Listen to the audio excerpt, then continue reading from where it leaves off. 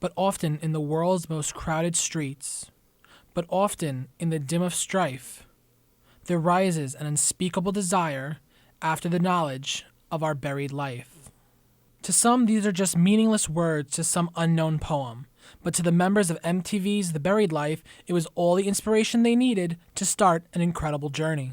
Fine, but some days I just feel like I'm exposed to so much in my life, I lose track of myself. I lose track of what I really want to do. I forget what I really want to do.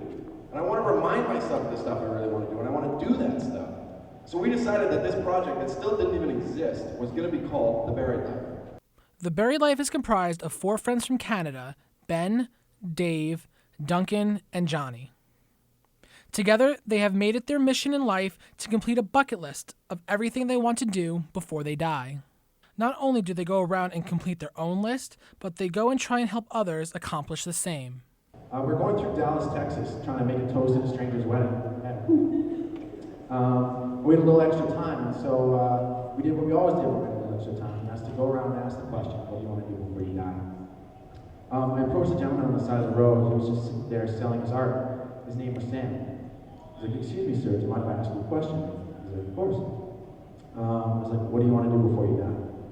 He thought about it very carefully for a little while, and he finally spoke up. He said, do you know what? The one thing that I would want to do before I die would be to reconnect with my son, who I haven't seen in 17 years.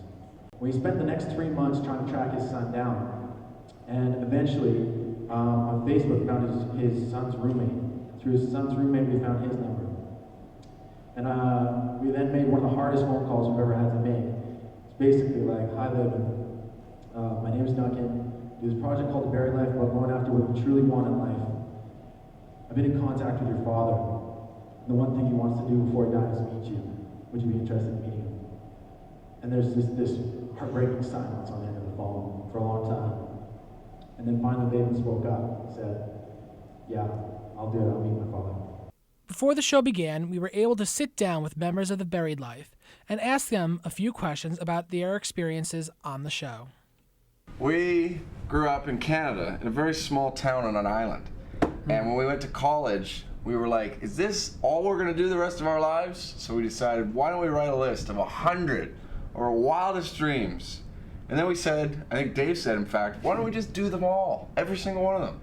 And that's what we decided to do. That was 5 years ago. Now we've done 83 out of that 100. Most fun, I think, was the evening that we broke into the Playboy Mansion.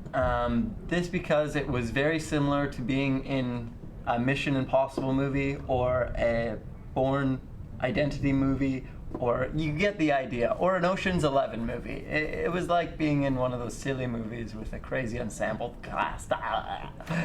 If this is your goal, throw that in the garbage and make this your goal, because then you're aiming for something impossible, and fewer people compete for the impossible stuff than this stuff. So your job will be easier. It might take a little longer, but you'll get there.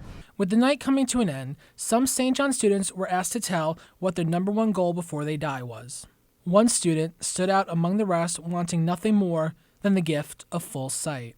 What do you want to do before you die? I was born with a cataract on my left eye, so I was blind with one eye. And it's a really expensive surgery. My mom is a single parent, so I just wanted to see both eyes before I die.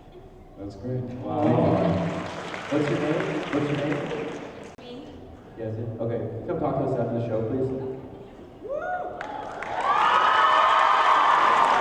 After the show, we caught up with Yasmin, as well as others who had attended the show.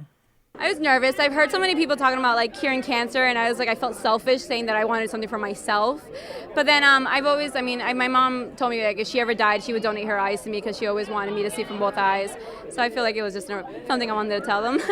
I told them that I was actually born with a cataract on my left eye. Where I lived, it was very bad hospitals. They didn't really notice. I lived in Puerto Rico, and they didn't notice the cataract until I moved to America. And when they took it out, it was too long to regain my sight. So I've been living with just my sight from my right eye, and unfortunately I can't see far now with the right eye. But it's hard to drive. It's hard. Like people would talk to me, and I would do motions in my lifestyle, and I wouldn't even notice it. And I've always just wanted to be able to see. I can't see 3D movies either. With Dave, I believe he told me to just email him. I mean, he was they're very interested in me, and I was very happy because I feel like everyone has such better stories. But I'm really happy that mine was actually, it interested them a lot, and he told me to email him like right now as soon as I get home. So I mean, like, it'd be cool to actually be able to like do work with them with something like this. They did. We're only here because of the students. The students are the ones who did all the voting, and if it wasn't for them, they wouldn't be here tonight. We had a really, really eventful last night. We were logging onto every single computer. We beat California State by like 100 votes, so we're really excited that we were able to bring them here.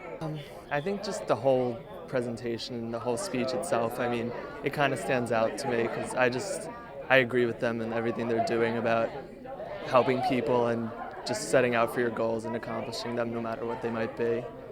I think it just opened my eyes to maybe just going out and doing what I want to do more and just taking chances no matter what they might be, and then helping other people. That's something I definitely want to do more, and I think this helped me realize that. In the end, the night was a major success, drawing many students to the arena. We look forward to more events like this on campus in the future. For WRED-TV's Eye of the Storm, I'm Douglas Cipolla.